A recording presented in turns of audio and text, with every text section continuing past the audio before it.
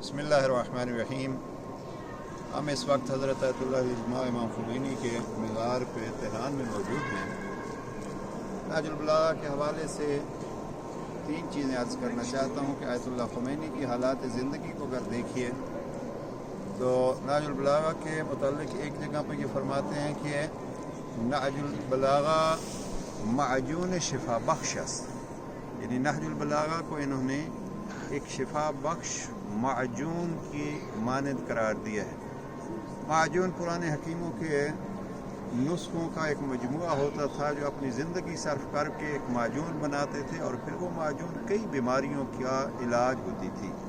تو اس سے تشبیہ دی ہے آیت اللہ العظمیٰ امام خمینی نے۔ دوسرا، آیت اللہ خمینی نے اپنی آخری وصیت میں یہ لکھا ہے کہ ہمیں فخر ہے کہ نہج البلاغہ ہمارے امام کا کلام ہے۔ ویا خمینی جیسی شخصیت کے ہاں نہج البلاغہ ایک ایسی کتاب ہے جس پہ بعد از موت بھی انسان فخر کر سکتا ہے۔ اور ہم جب آیت اللہ خمینی کی زندگی کو دیکھتے ہیں تو میں سمجھتا ہوں کہ ان کی زندگی میں تعلیمات نہج البلاغہ کی جھلک نظر آتی ہے۔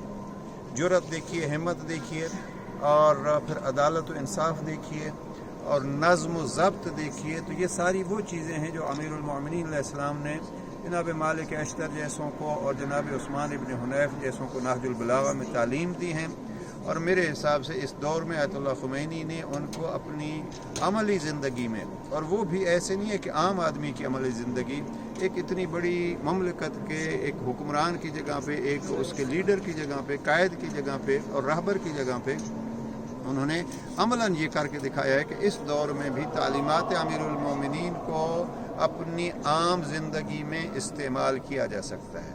اور اس کا نتیجہ یہ ہوتا ہے کہ جب امام امیر المومنین کی زندگی کو نمونہ بنایا جائے اور ان کی تعلیمات پر عمل کیا جائے تو انسان کو اس دنیا میں کیا عزت اور کیا مقام ملتا ہے۔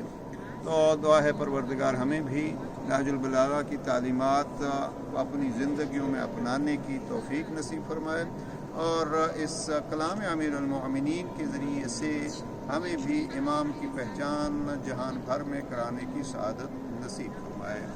السلام علیکم ورحمۃ اللہ۔